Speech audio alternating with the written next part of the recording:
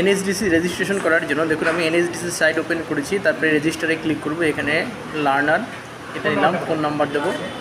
Phone number দেওয়ার পরে continue করলে পরে ফোনে ওটিপি যাবে, আমরা বসিয়ে দেবো।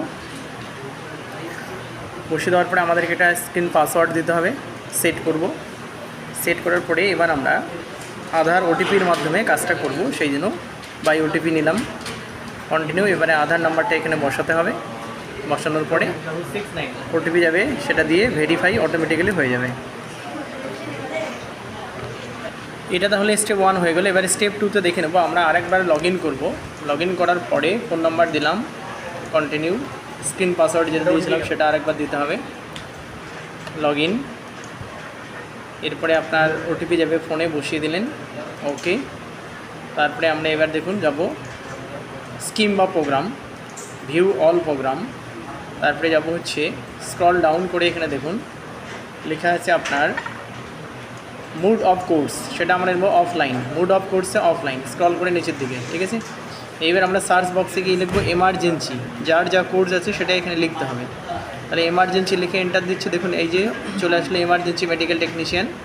তো আমরা এই এমার্জেন্সি মেডিকেল টেকনিশিয়ানে গিয়ে অ্যাপ্লাই করব, ঠিক আছে। এখানে অ্যাপ্লাই, তো দেখুন এই যে নিচের দিকে একবারে অ্যাপ্লাই অপশান আছে, তো একবারে অ্যাপ্লাইয়ে ক্লিক করবো। অ্যাপ্লাই ক্লিক করার পরে এবার আপনার ওটিপি যাবে আধারের ক্ষেত্রে, আধার নাম্বার দিয়ে দিলাম, দেওয়ার পরে একবার কন্টিনিউ, তারপরে ওটিপি বসিয়ে দিলাম। বসিয়ে দেওয়ার পরে ভেরিফাই, তো ভেরিফাই হয়ে গেল। এবার আমরা কয়েকটা বিষয়ে আমরা ফিল আপ করবো।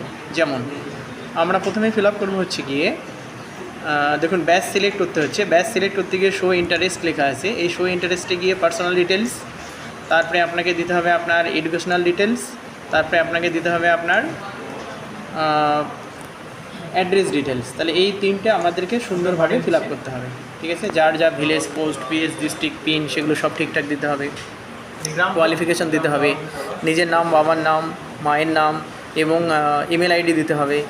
দেওয়ার পরে আমরা এটাকে সাবমিট করে দেবো। তাহলে এটা আমাদের মোটামুটি স্টেপ 2 কমপ্লিট হয়ে যাবে। আর একটা স্টেপ 3 থাকবে, যেটা কিনা অ্যাপ্রুভেলের ব্যাপার, সেটা আপনার আমাদের কলকাতা অফিস থেকে করে দেবে।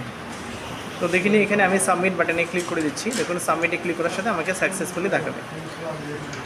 মোটামুটি আমাদের স্টেপ 2 কমপ্লিট। এবার নিচে দেখাচ্ছে দেখুন অ্যাপ্রুভাল ইজ পেন্ডিং, এটা হয়ে গেলে মোটামুটি কমপ্লিট। থ্যাংক ইউ সবাই।